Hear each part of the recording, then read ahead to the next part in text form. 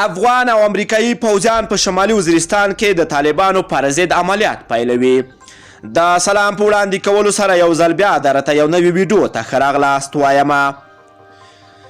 د انډیا ټوډي راپور له مخې د امریکایي پوځ یوه 800 کسیزه ډله به د افغان امنیتي ځانګړې کتې په مالتیا سره چې شمېر به یې 2900 کسانو ته رسیږي په شمالي وزیرستان کې د حقاني او نورو ترهګرو ځالې په نښه کوي او عملیات ورباندې کوي.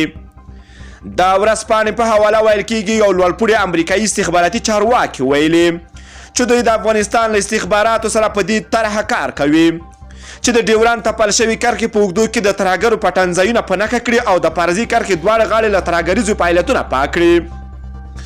دا په داسې حال کې ده چې له تېرې څه کم 2 لسیزو راهیسې افغان حکومت په پاکستان تور پورې کوي چې د دوی د ډیوران پرزي کرښې په اوږدو کې د ترهګریزې ډلې روزي او بیا یې افغانستان او سیمه ییز ترهګریزو فعالیتونو ته هڅوي. د وسلوالو طالبانو لشکر طیبه او ګڼو نورو ترهګرو ډلو روزنه په همدې سیمه او خیبر پښتونخوا کې کیږي.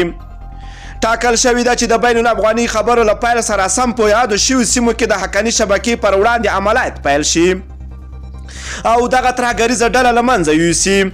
اوس مهال افغان حکومت او وسلوالو طالبان چې د پاکستان له ملاتړ څخه برخمن دي د بین الافغاني مذاکراتو لپاره په چمتووالي لګیا دي او تمه ده چې د همدې روانې جون میاشت په لړ کې د بین الافغاني خبرې اترې هم پیل شي. تر دې دمخه امریکا له طالبانو سره د سولې تړون لاسلیک کړ او له دغه وسلوالې ډلې یې خپل منځني اوربند وکړ. د انډیا ټوډي ورځپاڼې د راپور له مخې د دغه کتې د جوړېدو لپاره لومړۍ طرحه منل شوې ده او اوس په تشکیلات او بودیجې باندې کار روان ده. ویل کېږي دا کتاب 10 اپاچي او 10 کشپي او 15 جیټ الوتکې ولري او له پاکستان سره د ډیورن کرښې په اوږدو کې به ډیره شي. د جیټ الوتکو لپاره په خپله به ګرام هوایي ډګر او د پاپچي کشپي الوتکو لپاره په مومند دره، خوست او ځینې نور ولایتونو کې واړه میدانونه چې د سیمې په کچه پرمختللي وي جوړ شي.